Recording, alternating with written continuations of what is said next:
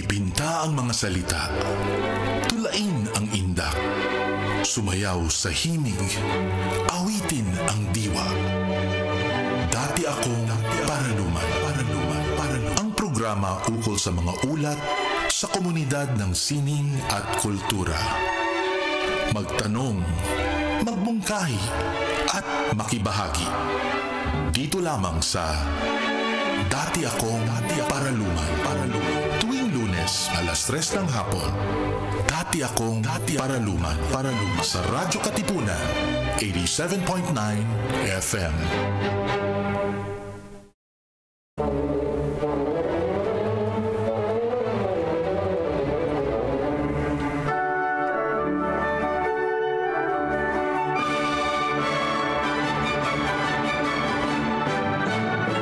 Magandang araw po. Muling sumasa inyo ang lingguhang palatuntunan tungkol sa mga ulat at kaalaman sa mundo ng sining at kultura. Ako po si Jay Gomez at ito ang Dati Akong Paraluman. Mapapakinggan kami ngayon live sa inyong radyo sa 87.9 FM sa inyong talapihitan sa paligid ng Paaralan Ateneo de Manila. Within the campus lang po yan. Pero gayon din kami ay mapapanood sa Facebook Live sa aming page, facebook.com/Radio Katipunan. Kung kayo ay wala sa kaligiran ng Paaralang Ateneo, maaari din kayong makinig sa ating live online radio sa mga sumusunod: radionomy.com, liveonlineradio.net at radio.org.ph. At itype ang Radio Katipunan sa search bar. Ngayong araw, ating pag-uusapan ang related din siya sa technical aspect ng sining at kultura. Kung maaalala nyo last week, ang naging topic natin ay about production. Ito is very specific about production, which is the audio documentation. Ang ating panauhin ay isang, itong nakalagay sa business card niya, so babasahin ko na. Classical music recording specialist, no? Kasi po ang audio documentation ay iba-ibang area of concern, no? Of course, ipapaliwanag namin muna. Ako, nanggaling din ako sa industry ng musika, ng audio documentation, pero sa loob po ng isang recording studio. At sa loob ng isang recording studio, we present an ideal setup. Maskisan pong ang basic po na ino-offer ng isang recording studio ay unang-una, tahimik ang kwarto, no? Magagandang gamit, tahimik ang kwarto, walang outside elements na maririnig. Kasi ang idea is to capture only the sound that is being produced inside a booth. So, dinidisenyo po yan ng very specific na materials sa control booth sa loob, no? Kaya po very interesting itong topic natin ngayon dahil ang aming panauhin ay isa rin siyang sound designer or engineer technician. Pero ang kanya pong specialization, I'm sure kaya rin niya sa loob ng studio, pero ngayon he specializes on location audio documentation. Anong ibig sabihin po nito? Pag meron tayong mga events sa labas ng sa mga mga hall, sa mga plaza, or kung ano-ano pong venue na usually nag-hold ng mga palabas. Ang isang production, siya pong he tries to capture in its rawest form yung audio ng palabas na 'yon. Ang ating panauhin ngayon si Mr. Holland Buela. Bumati ka muna, Holland. Salamat sa pag-invite. Holland, dumiretso na tayo sa paksa natin ngayon. Pakipaliwanag muna ano nangyayari sa isang on-site or on-location audio documentation, and how is it different from, really, in your own words, dun sa loob ng isang recording studio? Naiba siya dahil sa tama ka dun sa pagkaka-describe mo, no? Tama ka dun sa pagkaka-describe mo. Ang studio recordings kasi, ang pagkakaalam ng mga tao, pupunta tayo sa isang recording studio. Ngayon yung ginagawa ko baligtad, no? So, ang recording studio yung pupunta dun sa lugar nyo. So, sa ganong sistema, maraming factors, maraming nag-iiba-iba yung sitwasyon. Hindi ko masasabi maraming minsan, elements. Maraming elements. So, medyo unpredictable siya. Like sa studio setting kasi, everything is set up hopefully ng maayos. Then, yung variables, yung pagkakaiba-iba ng mga iba-ibang elements. Na yon, alam na nung katulad nyo nung engineer. So yung sa amin ang difference nag-adjust kami dun sa venue kung saan gaganapin kasi ginagawa yon depende dun sa pangangailangan ng mga client. So usually ang trabaho nyo is kapag may actual concert or actual production going on na ticketed, it's a ticketed concert, pupunta mga tao, they come to the concert not only for the audio but also for the visuals, no? Yes.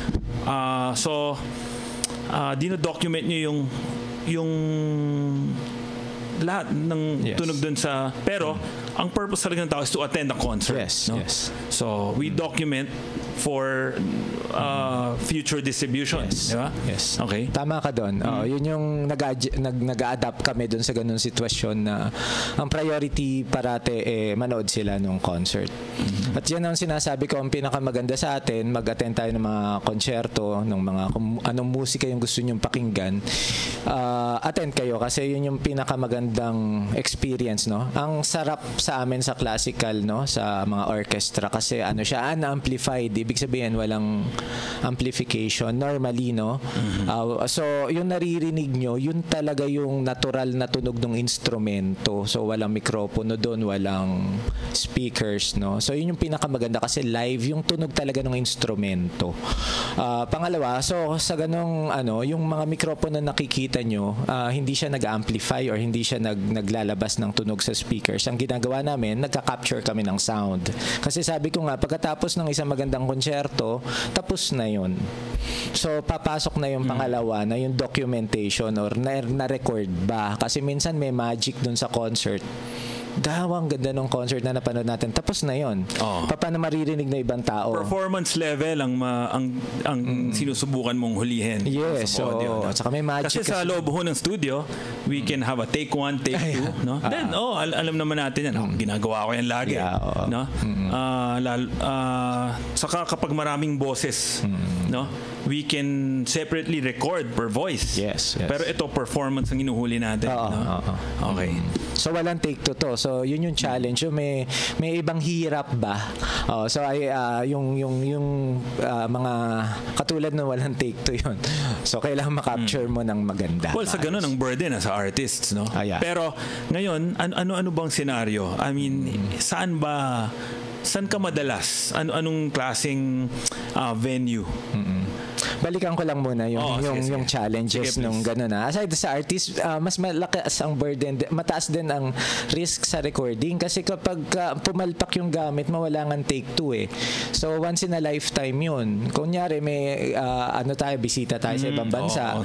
Tumugtug siya, kunyari may nagkamali dun sa proseso mo, hindi mo na-record yung isang peraso.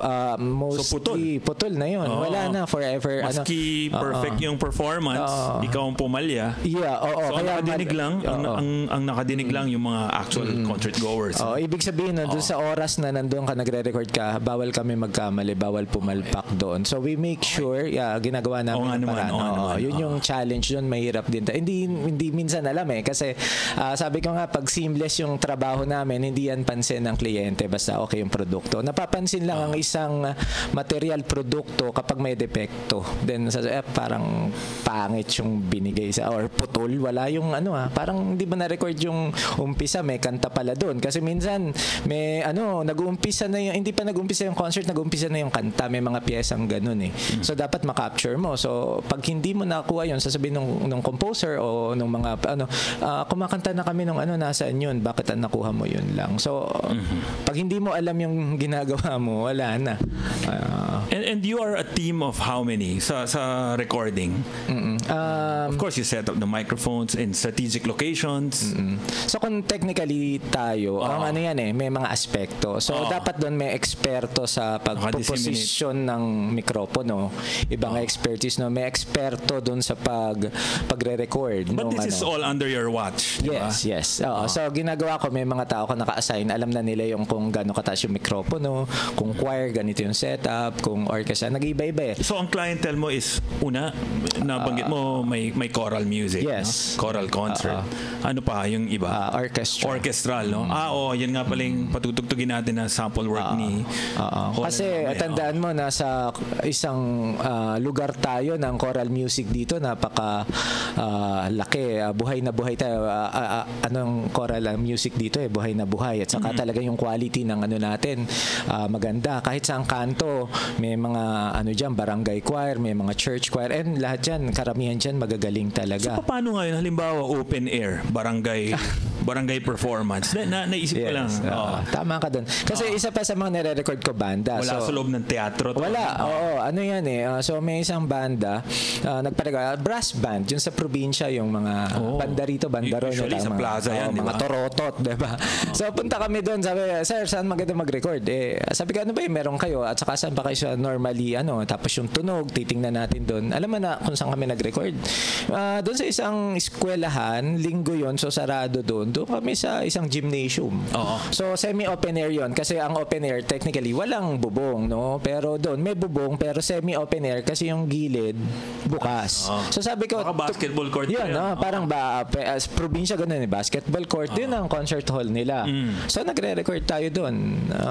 Lalo na yung banda, sabi ko, that's the best. So do you go in may advance party ka ba dun sa venue para makita paano positioning? Normally akong gumagawa nun kasi kaya kami kinukuha nun ng kliyente nga kasi minsan mahirap itong i-organize kasi pagka ganyan ang niyan yung logistics, yung paghahanda dun sa recording session namin. Mahirap yun. So kailangan bago mo kayo naghahanda kami talaga. So ibig sabihin nun, kailangan yung expert opinion ko, kailangan masagot ka agad sila. So to make sure na yung mga kliyente, yung mga kasamahan natin gustong mag-recording, ang ginagawa ko, ako mismo yung sumasama. Nagpupunta mismo ako sa iba-ibang lugar. May project ako sa South ngayon, so ang ginawa ko, flinay-in nila ako doon para magtingin-tingin ng venue and pinakinggan ko yung choir nila. Tapos trinay namin doon sa venue kasi once na maset mo yan, ang normal practice kasi, ang nagtitipid ng punta na lang tayo doon din, mag-record din, bahala ka na sa buhay mo.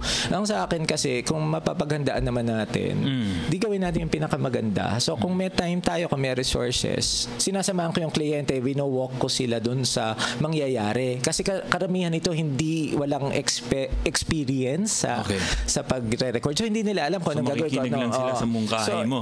Ikwento mo, ito po yung mangyayari, ito po yung kailangan nating hanapin. So sinasamahan ko sila kasi kailangan nila ang kinukuha nila ako at maganda yung tunog kasi yung experience mo ba. So minsan, katulad dun sa huli kong punta dun sa somewhere in the south, no? Sa Mindanao, nagpunta ako dun. Anong event? May recording session kami. Recording session. On location. On location yun, nung music nila doon. No? So, yung isang venue doon, ang ganda ng hitsura. Talagang trinit pa nila. Tapos sabi nung magpapahiram, talagang ginagawa ko na parang studio. Sabi ko, bumulong na kaagad ako doon ayaw ko namang kontrahin yung syempre. Pero sabi ko, medyo maliit tong lugar na to. At first tingin ko hindi tayo rito magwo-work. Okay, pero may ibang location na pinakita sa akin. So to cut the long story short, no, minungkahi ko yung may mga mungkahi ako, ito ganito ganyan, pero bago ko sinabi ko na kaagad dun sa conductor, pero bago natin pakantahin natin yung choir. So pinakanta namin yung choir dun sa iba-ibang location kasi may luxury kami ng time, pwede kami mamili kahit alin dun pwedeng gamitin. Then tinanong namin, sound check. Nag-sound check kami. Pero this is weeks or months before the actual event. Nagpaplano na kami. So sabi ng mga choir, so iba-iba yung reaction nila. So dun sa nahulaan ko na hindi magiging maayos, tama, sabi ng mga choir, sabi nga nung kuda, parang nabibingi kami. Sabi ko, ganun nga po ma'am kasi yun po yung sabi ko sa inyo. Pero gusto ko na ipakita kasi sayang naman para matuto rin yung choir. At malaman nila na iba-ibang lokasyon, iba-ibang tunog. Walang masama o mabuti dyan. Iba lang talaga yung karakteristik ng kwarto. Siyempre hanapin mo yung kwarto na pinakagusto mo o yung location na pinakagusto mo na magano dun sa music na ire-record mo. Kasi I go with the principle din, katulad ng prinsipyo na at the end of the day, music yung nire-record mo or kung ano mang purpose noong clients mo kaya ka kinukuha. Yun ang pinapagserbihan natin. Yes, and this is a relevant topic especially dito sa community ng Ateneo kasi lagi kaming we always come up with productions. Okay. Mostly music productions. Lalo dito sa JESCOM, yung Jesuit Music Ministry. Yeah. Marami kaming venue dito sa loob mismo ng campus. Ang pinakabago na teatro, and I believe this is at par with theaters sa ibang lugar, no? Yung Arete. No? Marami nang naganap na concert doon, orchestral, choral. And then before that, yung mga chapels, ginagamit namin yan, no? Of course, napaka friendly ng reverb niyan, no? Gustong-gusto ng mga korista yan. At pag may depende sa genre ng music pag banda nasa open field. Yun ba dina-document mo rin yan? Kasi ang alam kong documentation yan before. Correct me if I'm wrong. Minsan yung provider na nung sound system and whatever they capture from there. Yes. Yun na. Walang enhancement or do you still apply that technology? Hindi, kasi depende nga sa budget yan. Itong usapan sa Pilipinas yung budget. Kasi magagawa yan, no? Pero kung ideal, no? Yung pinakamaganda para sa proyekto, iba yung sa sound nung live. Kasi ibang disiplina nun. Iba rin yung magre-record nun. Pero they have to work together kasi it's one show. So that's the short answer. Number 2, kasi yung outdoor, no? Amphitheaters. Ganon yung venue nung mga nakapag-record na ako sa ganon ng live na mahirap yung pag-live talaga kasi yung isang experience namin, siguro na alam naman ng mga tao dun sa Luneta, yung concert at the park linggo-linggo dun may event, no? Ang hirap dun kasi pag umulan may part ng stage na nababasa. So sa mga ganong sitwasyon, di mo naman alam kung uulan ba dun, magplaplano kayo minsan a year before naka-book na kami, so hindi mo na alam yung araw na yun tatamaan ba ng ulan yun or ano mangyayari doon, which makes nakaka-apekto ng tunog yung mangyayaring yung weather. Katulad sa Pilipinas, very humid tayo malinsangan ba yung Tagalog doon, malagkit sa may epekto yun sa tunog. So lahat ng mga factors na yan hindi mo maano yan but hindi mo mahuhulaan, pero ang ginagawa ko, pinaghahandaan ko yung sitwasyon. So nakahanda na ako sa iba-ibang senaryo kung ano yung mangyayari, kasi hindi ko pag umulan hindi syempre sasama yung loob natin dahil alam na maapektuhan yung pero kailangan makahanap kami ng solusyon kasi hindi mo naman mapapahinto yung ulan or and an advance party or ocular inspection, parang that's not a secret naman in the trade. No, talagang it's professionalism. Ang ginagawa mo lahat ang ginagawa ko kasi Jay, hindi ko tiningnan ko ano yung standard practice sa Pilipinas so hindi ako makakakomento kung anong ginagawa ng iba. Ang ginawa ko, ako mismo yung ano ba yung magagawa ko para dun sa proyekto ko. So yung mga advance party, pakana ko lang yung wala namang to be honest, wala pa ako na-encounter na that specializes on what you do, no? Ang basang alam ko kung sino yung provider ng sound system, sila they try to capture what actually comes out of the. Yun nga, babalik nga tayo dun sa budget kasi at saka normally kaya naman talaga nila.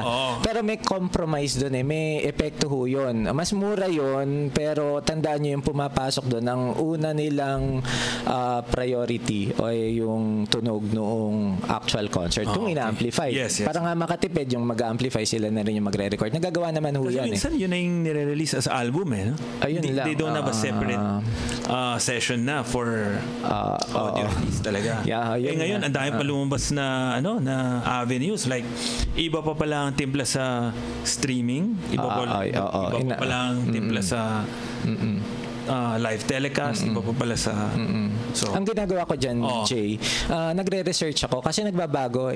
Nung nag-uumpisa ako, iba nun analog, inabutan ko pa yan So I started recording analog, tapos yung digital dumating, tapos ngayon streaming na. So nagbabago. Ang importante siguro isa sa mga masasabi ko na ginagawa ko para makasabay or makapag-improve pa nung ginagawa para mapaganda pa yung mga produkto namin natin ng mga musikero ay dapat nagre-research tayo. Kasi minsan yung mga musikero, mga composer, mga nakafocus lang sila dun sa music nila. So minsan nagtatanong sila sa akin kung paano ba yung wala nang CD, wala nang nung panahon, wala nang tape, paano ba yung So dapat tayo yung nag-aaral nun para maibibigay natin dun sa mga kasamahan natin na musikero na ganito na yung gawin natin, ganito na yung nangyayari.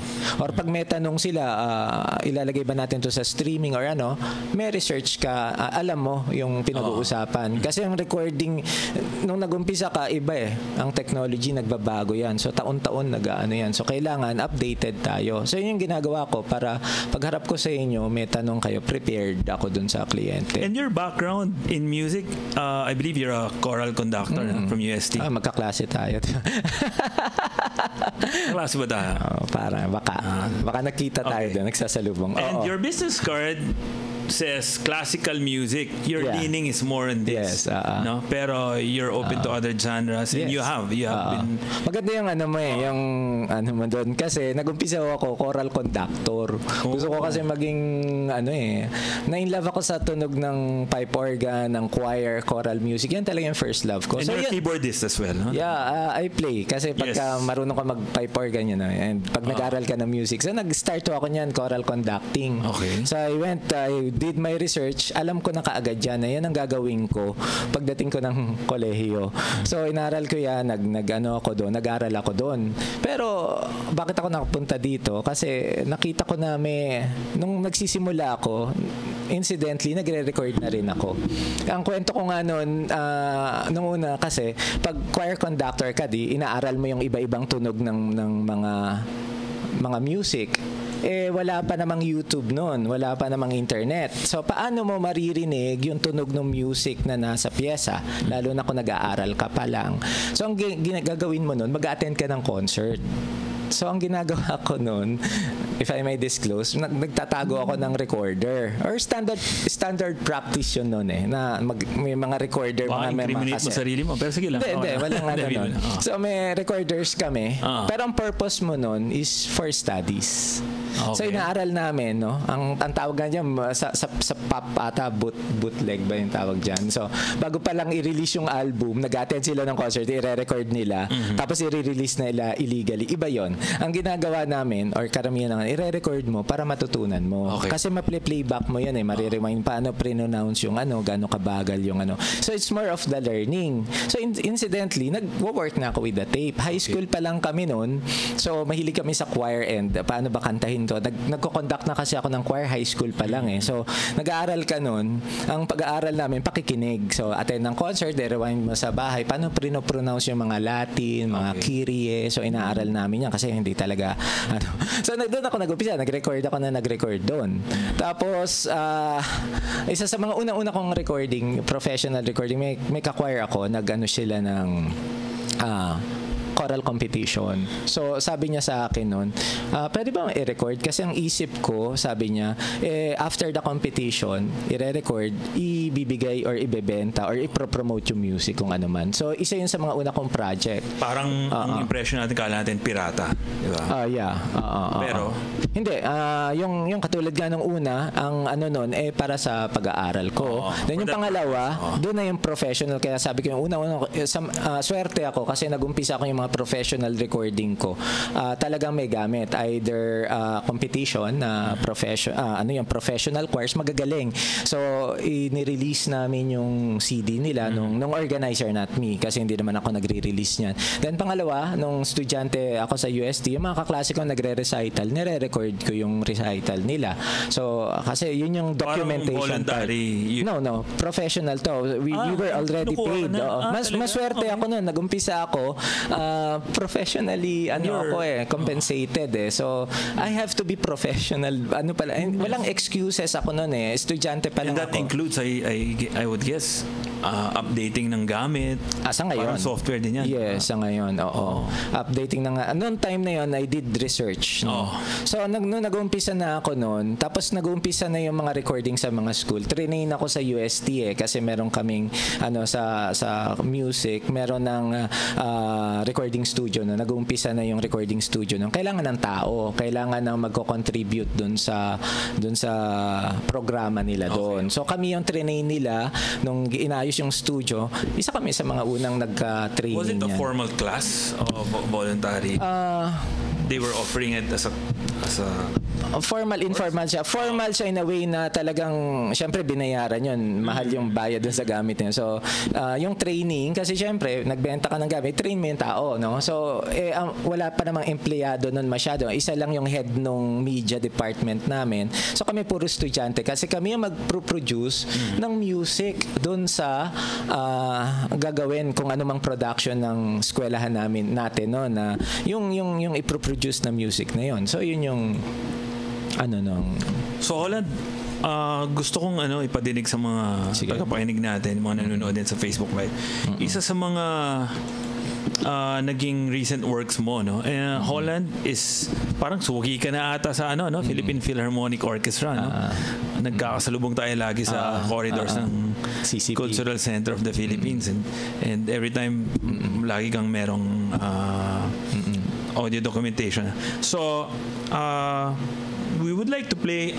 Pwede mo basahin yung Sige.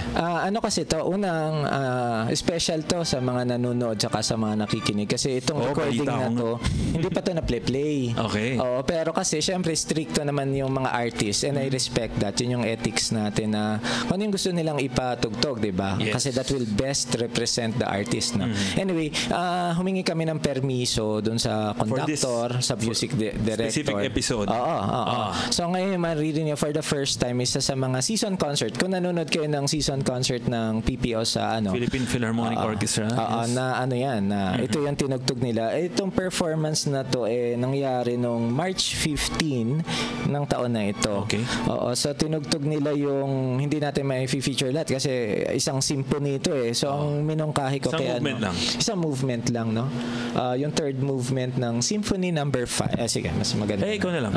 Symphony number 5 to ni Tchaikovsky, no? So third movement. Under the baton of present music director. First name? Yoshikazu Fukumura. Si maestro ang conductor nitong performance na to. And siya rin yung music director ng ating Kwento mo kami ng konti. Philharmonic Paano yung Orchestra. naging setup mo dito to capture this I'm not asking you to reveal tricks of the trade, but anong klaseng setup ginawa mo dito? Ito yung mostly on stage lang naman to. So, una nga, ang setup dyan, ang challenge dyan, dapat ang first priority pa rin yung live performance. So, ibig sabihin nun, hindi ka dapat makakaistorbo sa mga performers at saka sa mga audience. So, number one is is minimal miking kami dyan. So almost Walang obstructions. Walang obstruction. Kasi pagka hinayaan mo kaming gawin yung gusto namin gawin, napakaraming mikropono talagang ilalagay namin dyan. Pero syempre, kung sa experience ko, kailangan mo tingnan yung visual, no? So yun yung hinang namin yung mga mics, kinapture namin yung natural balance ng orchestra. At yung natural tunog ng CCP, ginawa namin yon in such a way that it will best represent the concert. So, inayos namin yung mikropono para makapture ng maganda yung orchestra at yung balanse ng conductor. Kasi at the end of the day, ito ho yung minsan iniisip ng mga tao, kaming mga recording engineer yung nagbabalanse. Kaya akala nila napakagaling ko eh. Sabi ko hindi. Ang galing ng isang recording, nasa sa performer yan, nasa sa music director yan. In this case, nasa sa conductor yan. Kasi yung conductor ho ang nagpapatunog ng orchestra. Ang trabaho ko, na mahirap din, kailangan mong i-capture yung tunog nung nasa tenga nung ating maestro. Kailangan mo makuha yon. Faithful ka dapat dun sa music na yun. So yun yung technically ang tawag dyan kasi mga ambience recording or classical music. Yan ho kasi talagang ginagamit sa classic. I don't want to call it ambience recording kasi although yun yung naririnig ko pag describe nila yung setup ko. Ang itatawag ko dyan talaga the classical music style of recording things, no? For orchestra. Napakagandang point din yung sinabi mo kanina na ang priority is hindi maistorbo or yung mga actual performers. Yes. No? Because what they produce, yun lang din naman ang makakapture mo. Yes. No? So kung mawala sila sa concentration dahil may mga naka-set up na bagay na that distracts them. So ang una kong ginagawa sa tugtog, ang una kong ginagawa diyan, kinakausap ko yung mga musikero kasi tinatanong nila kung saan sila pwesto. Ang sagot ko muna, tumugtog muna kayo kung saan nyo gustong pumesto kasi ang importante diyan, komportable kayo sa pwesto nyo, yung pwesto ng kakarinigan ba kayo. In the case ng orchestra, syempre, hinayaan ko muna yung maestro na mag-ayos ng tunog ng orchestra kasi kung makikita ko, kwento ko ngayon from the first year na nandito siya, ang dami ng changes sa positioning. Ginagawa ho yun para maging mas balance, mas ayos yung tunog. So, lahat ho yun, nire-respeto natin. At yun, ang experience ng conductor, ang magdidikta ng ganda ng tunog nun. Ako ho, susunod lang ako dun sa magandang tunog na yun na makuha natin ng maayos para marinig nyo ngayon kung ano yung tunog. At saka, ma-advise ko kung nakikinig kayo sa ngayon, mag-earphones kayo at least kasi hindi ho mapatunog ng yung mga ganitong music sa cellphone eh. Minsan kailangan to best experience yung recording na makikinig nyo. Magsaksak ko kayo ng earphones. Kahit mamurahing earphones yan, tutunog ho yan ng medyo ayos-ayos. Kung may mamahaling kayong mga IEMs ang tawag dyan, yung mga fancy earphones. What does it stand for? In-ear monitor. Usong-uso yan kapatid IEMs kasi uso ngayon, di ba? Nag-uso kasi yung cellphone. Then they found out na hindi masyado maganda yung tunog nung speaker, di ba? So kailangan nating kabitan ng earphones. So nagkaroon ng market na pinaganda nila yung mga earphones natin. So yan ang trend. Marami may mga wireless, may mga Bluetooth. Kung nakaganon ho kayo, kung meron ho kayong ganon, mas maganda pakinggan nyo yung pag nakikinig ho kayo ng music using those earphones rather than the speakers of the cellphone for best experience ng So ito pong mapapahinggan nyo is Holland Buela in action, no? Dahil you captured this during a live concert at the main theater of Cultural Center of the Philippines. This is Philippine Philharmonic Orchestra performing Symphony No. 5, Opus 64 in E minor by Tchaikovsky under the baton of Yoshikazu Fukumura.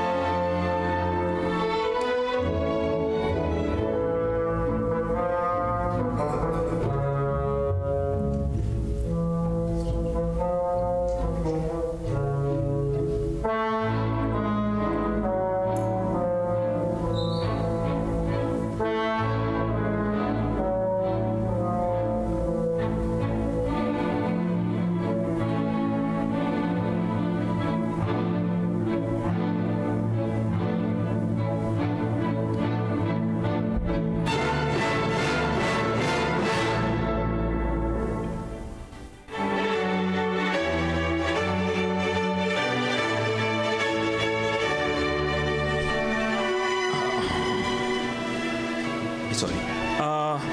Ang narinig nyo po ay third movement ng Symphony No. 5 ni Tchaikovsky under the baton of Yoshikazu Fukumura of the Philippine Philharmonic Orchestra. May babasahin lang po ako ditong anunsyo.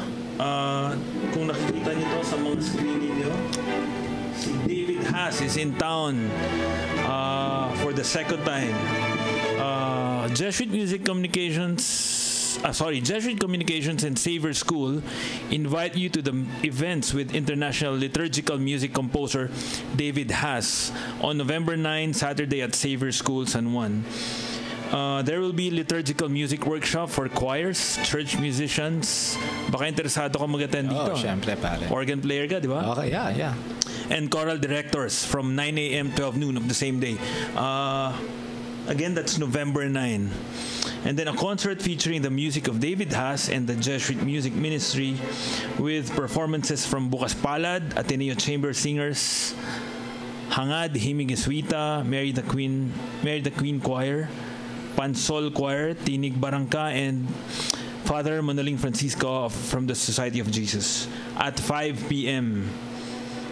Tickets are available at Tanging Yaman in Mega Mall and Ateneo de Manila. You can also get your tickets online at www.jescom.ph.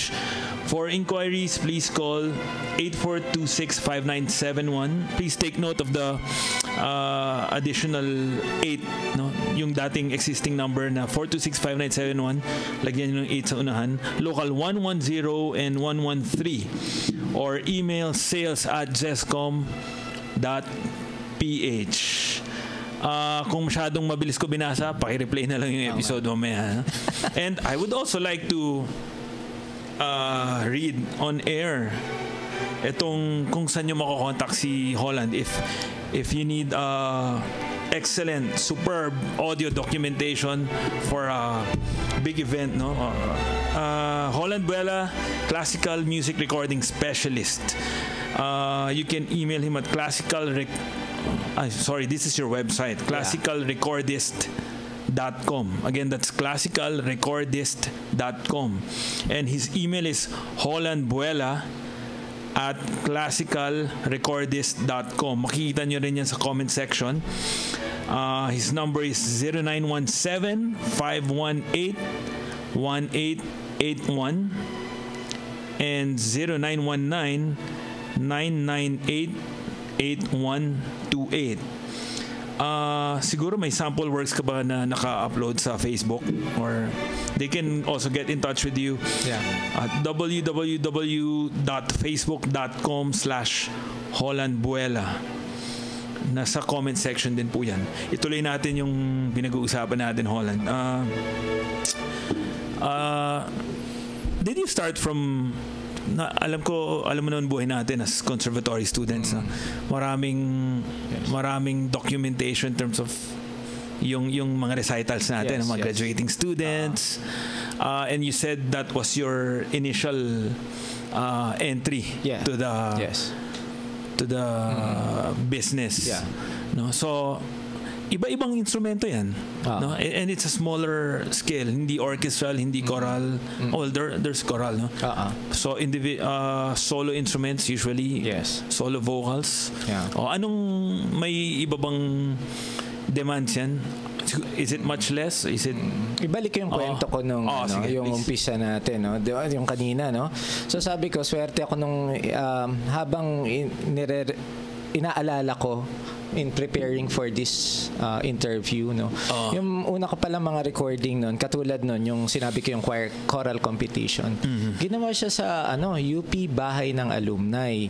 So, ang challenge dun, kung alam ng mga kapatid nating korista, no? Napaka reverberant ng lugar. So, isang challenge yon dun sa lugar. High ceiling, no? High ceiling. Semento sahig, semento. Kumbaga sa bakbakan, no? Kung sundalo ka, sinaba ka kaagad sa gerang mahirap na So I learned to survive. I learned yung mga lessons ko. Kumbaga mahirap kaagad yung sinabakan ko. Yung isa doon sa mga una kong recording, yung isa kong kaklase na nagano siya with voice and orchestra yon. So tapos sa UST Museum, isang reverberant place din. So yung kumbaga very napasubok kaagad ako yung professional when I started recording professionally. Ibig sabihin may yun yung binabayaran na ako, no. Mahihirap kaagad yung work na pinatrabaho sa akin. And after noon, naalala ko yung isang choir ngayon, sikat na rin sila. Nung panahon na yun, bago sila mag-Europa, bago sila mag-tour ng Europe, na-record ko sila dito sa isang chapel sa isang probinsya. So very rin yun, challenging yung nagpunta ako dun sa isang lugar. Ang wala pa akong laptop noon, ang dala ko desktop. Imagine mo yun, nung nag-umpisa ako, dala ko yung ganyan kalalaking mga may transformer pa kasi yung isa kong digital. Did you have your team already back then o talagang solo flight? May team ako doon pero ang galing nung team ko, kinukumpara ko nga yung team. Kasi ngayon nakikita ko medyo malaking team. Marami sila. Pero we started kasi pag ganito, kailangan very mobile ka, very economical, no? Lahat ng namin sukat, lahat ng bag na dala. Would you imagine for the first siguro mga 10 years ng trabaho ko or mga 8 years, I started with just one assistant. Okay. Tapos pa nun, ang trabaho niya lang either i-assist lang ako magbuhat at saka maglatag ng kable. The rest ginagawa decision ko. making Ako pa rin. Pero ngayon it's a different na. Nagde-delegate ka na. Yes.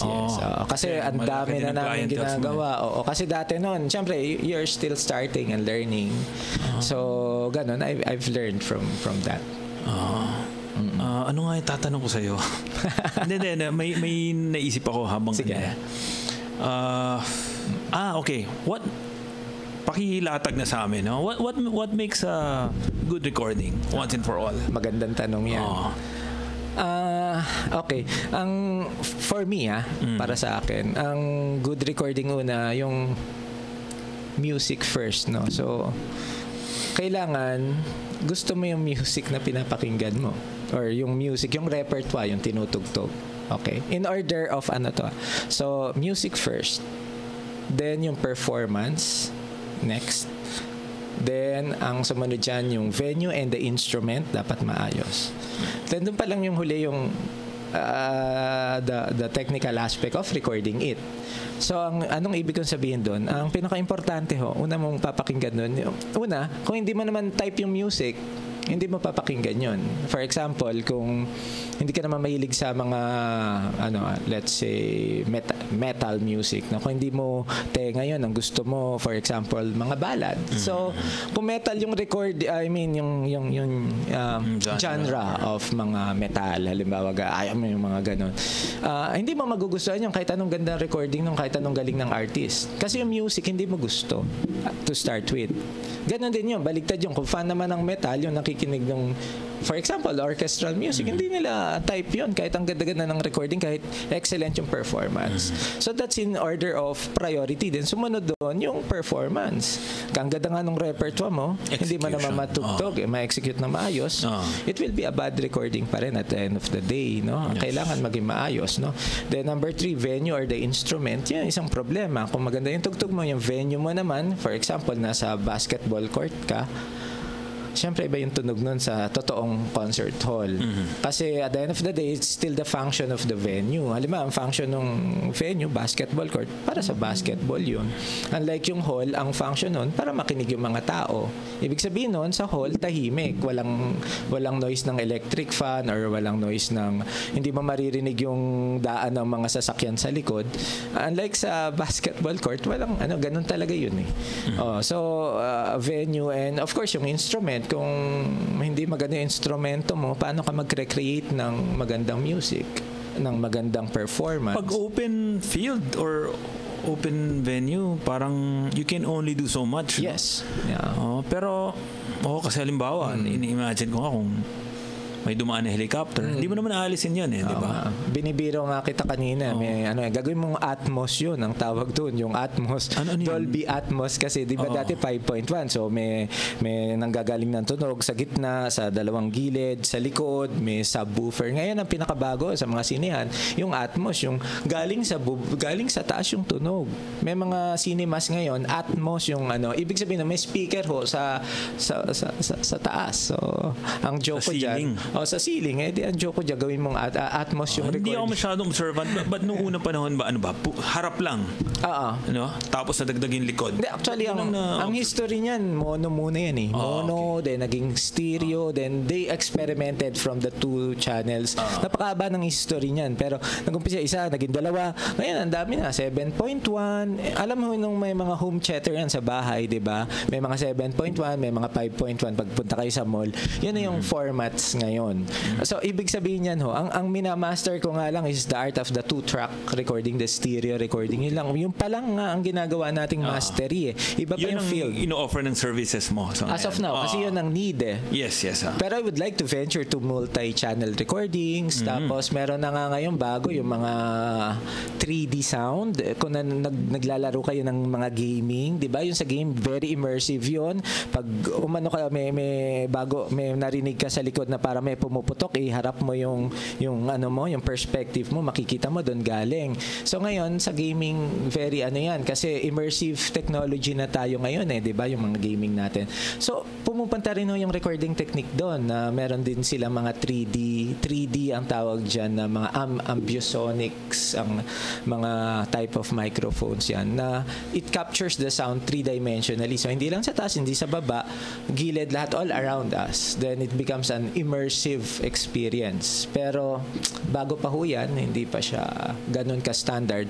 Nandito pa tayo sa focus muna tayo sa 2 tracks kasi ibang specialization yun So yun ang parang idea ko is to focus first dun sa a certain thing and try to learn as much doon para when the need comes you can offer the best, di ba? Parang musikero lang yan yung discipline natin, di ba? We try to master one instrument at a time, di ba? Then pag na-master mo na yon, then you can play that instrument very well and serve. At the end of the day, parating we serve the music, not us, not the recording technical.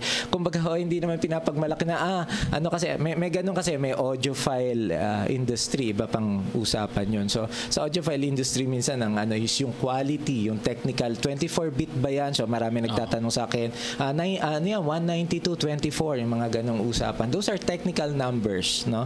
So minsan yun yung specs na tinitingnan ng recording. Sa tingin ko ang pinaka-importante nasa medyo baba yun ang priority, yung technical aspect ng recording. So, yeah. Most of your recent works are already for for release streaming. Ganun na ba ang hindi na actual album or a compilation? Good question yun. Kasi ngayon, minaster natin yung the art of the stereo recording, yun ang kailangan natin. Pero multi-track yan I'm speaking of, ibig sabihin yung at the delivery, we're expected, earphone. So, two channels yun, left and the right, no? Kung ano mang recording technique doon, madami yan, no? Pwede multi-mic, close mic, ambience mic, miking, classical type of miking. At the end of the day, you are delivering to 2 channels of audio which represents the left and the right channel, kaliwa at kanang tenga natin. Yun ang minamaster namin. So we started there, no? So after dyan, yung delivery format mo. So we started with tapes. Yun na inabutan ko, analog tapes, then CDs, no? Then ngayon yung streaming. Of course, there's nag-change yung streaming kasi paiba-iba ho yan, yung standard. So inaaral ho namin yan. Pero yan nagbabago. A year or 2 from now, iba na naman. So we have to be updated.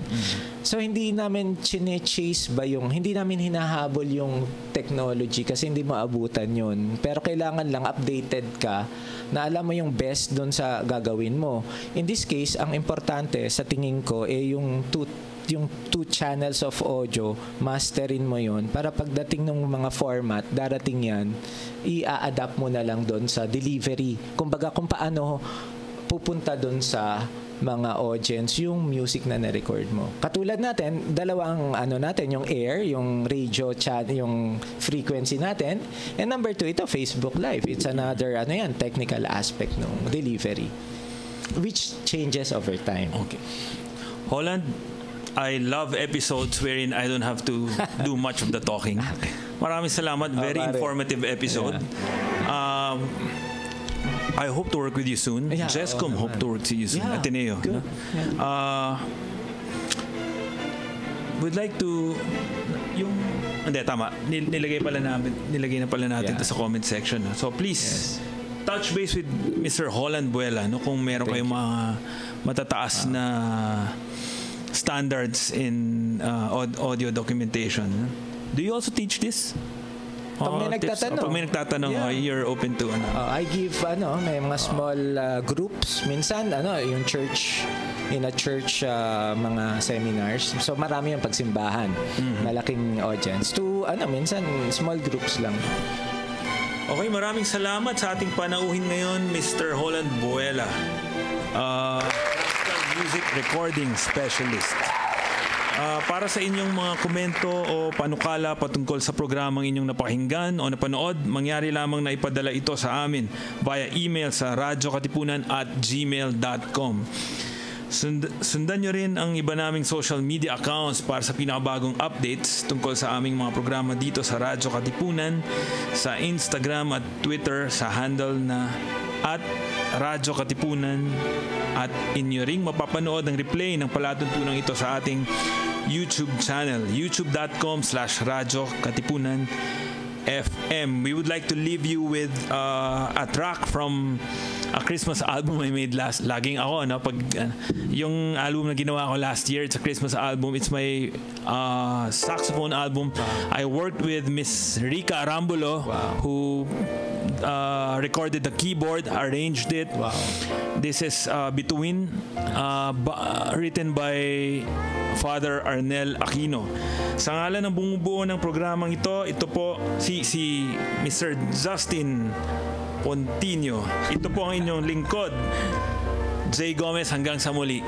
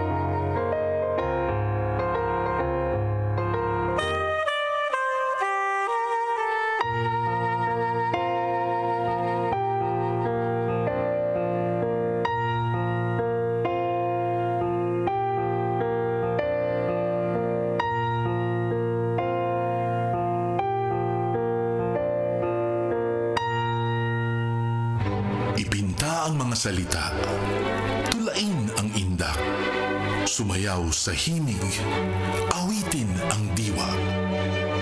Dati akong paraluman. Ang programa ukol sa mga ulat sa komunidad ng sining at kultura. Magtanong, magbungkahi, at makibahagi. Dito lamang sa Dati Akong Paraluman. Tuwing Lunes, alas 3 ng hapon. Dati Akong Paraluman. Sa Radyo Katipunan, 87.9 FM. Radyo Katipunan is now online. See our live feed on facebook.com/Radyo Katipunan. Check out our Instagram and our Twitter at Radyo Katipunan and subscribe to our YouTube channel at Radyo Katipunan FM for more exclusive content. We are now on YouTube. Watch all of our live episodes plus exclusive content in our channel at Radyo Katipunan FM. Don't forget to click subscribe and hit the bell to get the latest updates.